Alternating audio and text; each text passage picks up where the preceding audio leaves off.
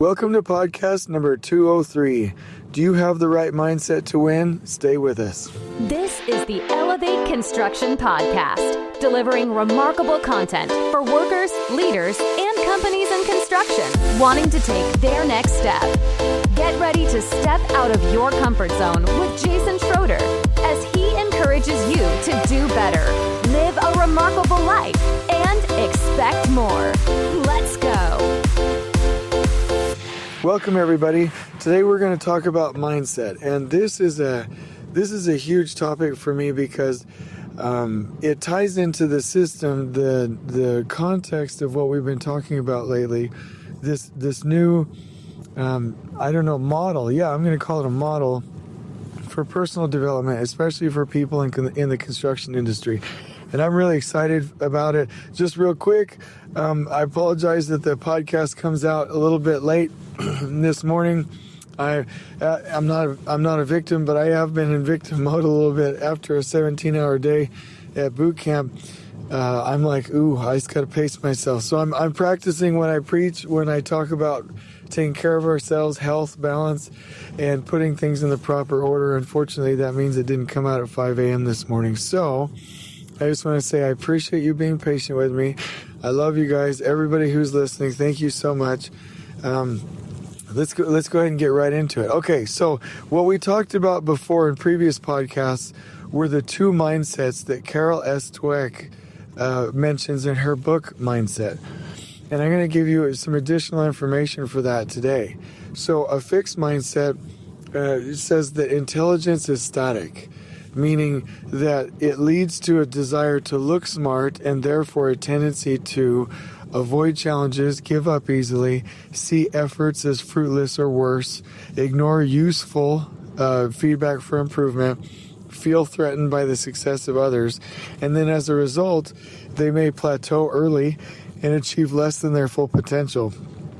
All this confirms a deterministic view of the world versus a growth mindset, which means that intelligence can be developed, and this leads to a desire to learn and therefore a tendency to embrace challenges, persist in the face of setbacks, see efforts as the path to mastery, learn from criticism. Excuse me, I've got a sniffle. I'm out here in the cold, sorry. Find lessons and inspiration in the success of others, and as a result, they reach ever greater levels of achievement. All this gives them a greater sense of free will. So this is a great mindset graphic that I downloaded from her book, and I've read the book and I've done a podcast on it before about a fixed mindset and a growth mindset. I want to talk about rich and poor today and how that ties into this model of also needing clarity in our lives, having a personal organization system and a morning routine, which is huge in my mind. And I've done separate podcasts, just like I told you the other day, but tying them together in my mind is the key.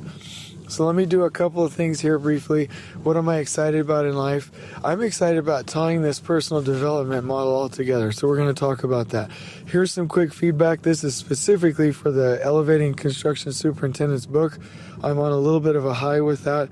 Please keep the feedback coming. So I'm asking you, if you're listening to this podcast, there's hundreds and hundreds of, there might even be more than that. It might be well over 1,000 or 2,000 people that listen to this podcast consistently, and I'm asking you if you would please continue to give me feedback for improvement or feedback on the podcast, and just to keep that coming so that I can tailor messages to you. So here's one for the book, and he said, Jason just downloaded the audio, great, clean, and clear delivery.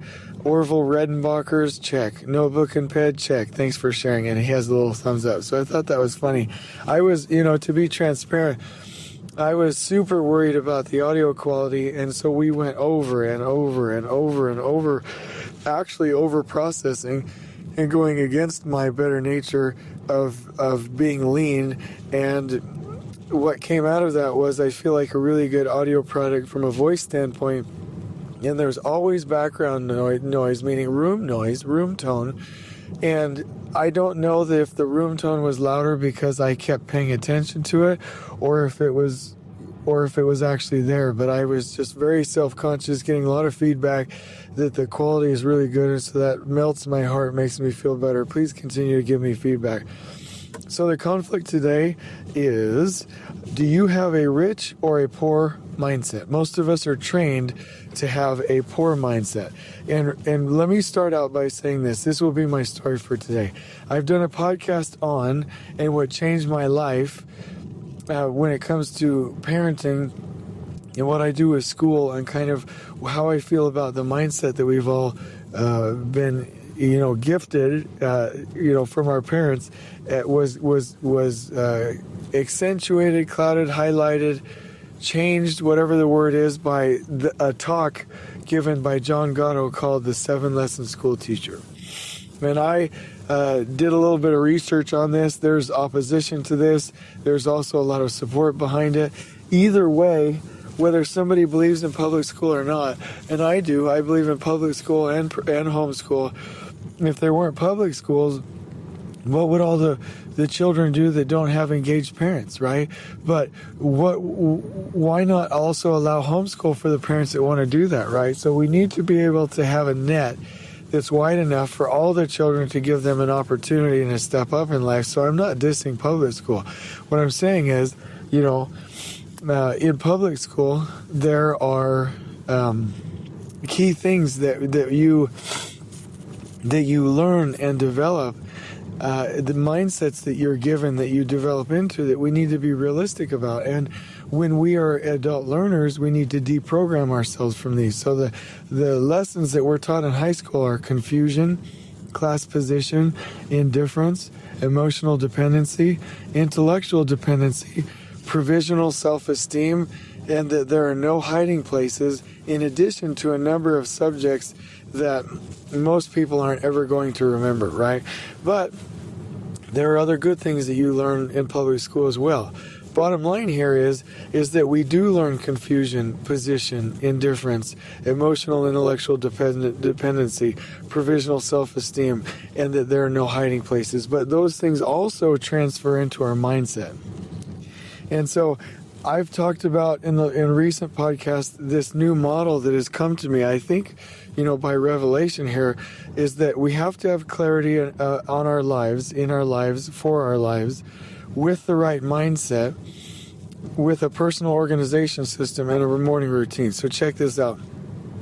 What good is it to have a morning routine if we're not organized and we're not going to follow that? What good is it to have a morning routine if we don't have the right mindset? Meaning, if we're going to go throughout the day with a poor mindset.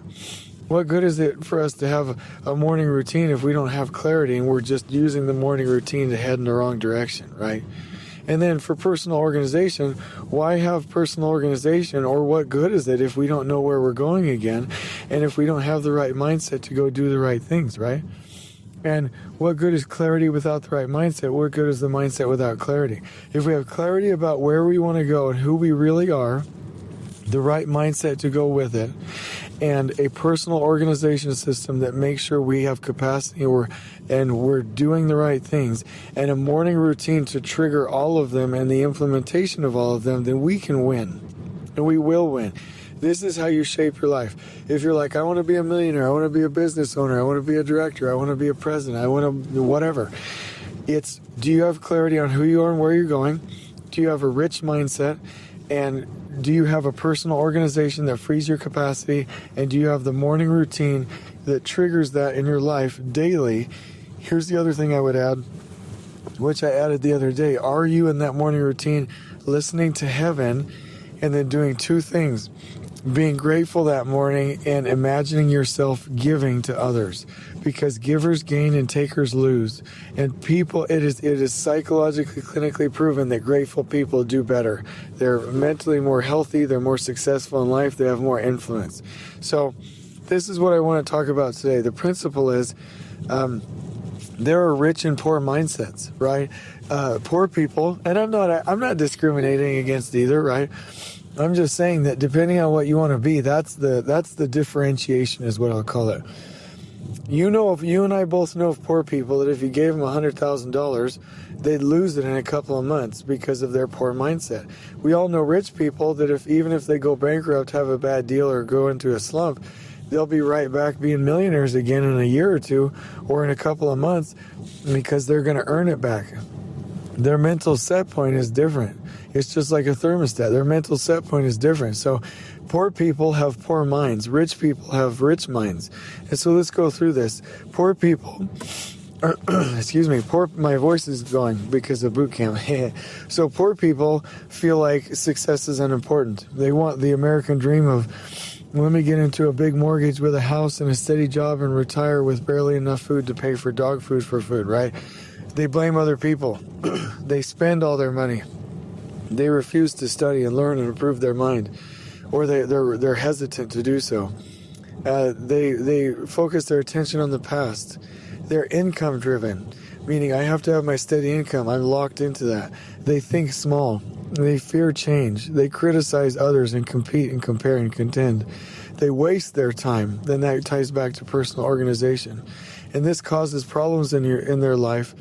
They usually have a single flow of income, and they're work-driven, meaning, I just got to do this job, I got to stay here, I got to be loyal, which are all lies, by the way. And so a rich mindset is that success is an obligation. To be the giver that you want to be, you have to be successful in order to have abundance to give. That you are responsible for your own destiny and your own fate. You are not a victim. Rich people invest their money, whether it's in a business or books or social media or other passive income sources like real estate or, investing in the stock market or whatever. They invest their money. They read constantly and they study and they garner the lessons from history from the best in the world. They think big. They're willing to take risks. They embrace change. They compliment others and give. They're the ones that are always buoying other people up. They buy time. They organize their time. They leverage their time. And they make sure they're only doing the important tasks within their time. They solve problems. They figure things out. They're not victims. They have multiple flows of passive income or direct income. And they diversify. And they are goal-driven and not work-driven. You see, the thing that is going to get you where you want to go isn't what you were taught when you were young. You were taught when you were young, go get your 401k, work hard, be the hardest worker, day in and day out, be consistent, having a steady job is more important than everything else. Save all your money, don't spend it, all of these things. Those are poor mindsets, but they will make you stable. But that is more for programming people that are on the assembly line, the worker bees of the world, right? And that's fine. Go be the best worker bee that you want to be, and you'll have the American dream, and you will retire with just barely enough money to subsist. And that's supposedly the American dream. But the mentors that you now need to be rich versus being poor are the ones that want you to be rich, that aren't guilty about being rich, that don't think money and rich people are evil or that it is a sin, that feel like they're responsible for changing the world, that invest, right? These are the people that will tell you, no, you can spend some money, take some risks, invest, give to others. We don't live in scarcity, right? They think big. Let's go ahead and head towards our goals. Let's work for it. Let's read, let's research, let's study. And they go with people, and they solve problems, and they're not a victim, and they take calculated risks, not stupid risks, calculated risks. And I just want to say, in closing with this, because I don't want to take too much time, how many times has that little negative voice in your head been right? How many times have the things that are the standard things that we take as a given to be true, how many times have those ended up being right? I mean, the wisdom of ages that says, you have to breastfeed your child or else they're going to end up with deficiencies. Sure, there's a little bit of science behind it, but stop guilting mothers. It's not going to be a big deal. How many times has the advice that you have to have a 401k or you're irresponsible, not panned out, that you can make money and have other streams of passive income? I mean, how often has that been totally accurate? How often has somebody said, oh, you can't homeschool your kids, they'll end up not being social, they'll end up being weird and not being able to socialize? Not true. It didn't happen. When they taught us first aid CPR when we were young, turns out that was wrong. They've changed it 7 times. Go underneath your desk during an earthquake. That's the worst thing you can do. Like, you're going to get crushed if you're under your desk. You should be next to your desk or other objects to form what's called a little triangle in an earthquake, right? Most of the things that we're taught, especially in public school, are false. They're just not right. We need to be learning things like budgeting, investing, how to be good with family, interpersonal dynamics, how to win friends and influence people. We need to learn how to start businesses. We need to learn how to do side hustles. We need to, life is what we need, not all of these traditions. One of the biggest ones that I come in contact with in companies where they're just miserable. They're like, yeah, I'm making so much money, Jason, I can't leave, or I'm loyal to the company. And I'm like, well, why don't you go do something that makes you happy? What they say over and over is, oh, I got to keep my day job. I can't quit. I need this money. I need this certainty. I need this consistency. Well, my message is that certainty is mostly a myth. It doesn't exist. It doesn't exist where you think it exists. It doesn't exist at all. Humans don't really experience it. Everything in our life could change tomorrow. It could change nationally. It could change in the world. COVID-19 proves that.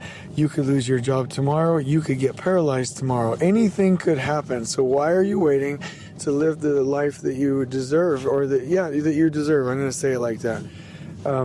Because most of the time that voice is not right. What if everything did work out?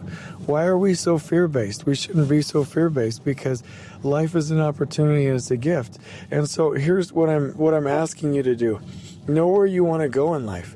And if that ends up being a big goal, don't be scared of it. If that ends up being like a huge thing, don't be scared of it. You don't have to just, do everything right now. Just take small steps in that direction. So know the clarity of your life, okay?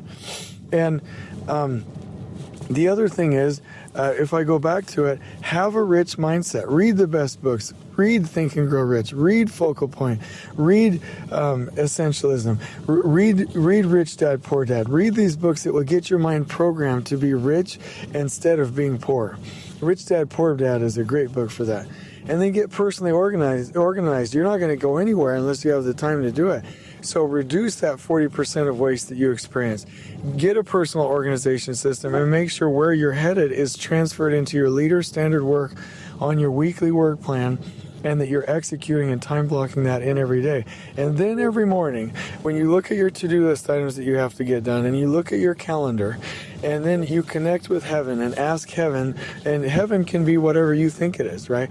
But you ask heaven, connecting to the universe, or to God, or whatever you believe in, listen to that, and then give. If you listen, are grateful, and give. Listen, grateful, and give. Listen, grateful, and give. You will win. And I've talked to you about the game Silent Squares before.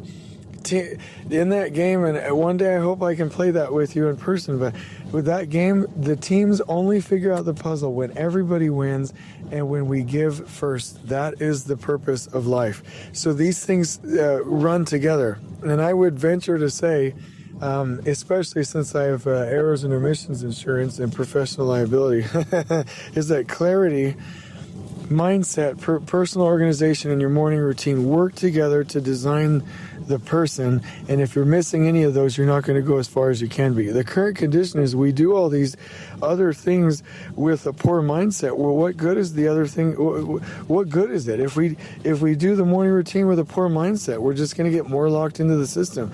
If we do our personal organization with a poor mindset, we're getting more locked into the systems, right? So you have to focus on your mindset and get that where you want it to be. You want to be a worker bee? Go be the best darn worker bee you want to be.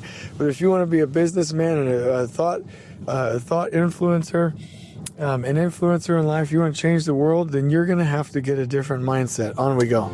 Please join us next time in elevating the entire construction experience for workers, leaders, and companies coast to coast.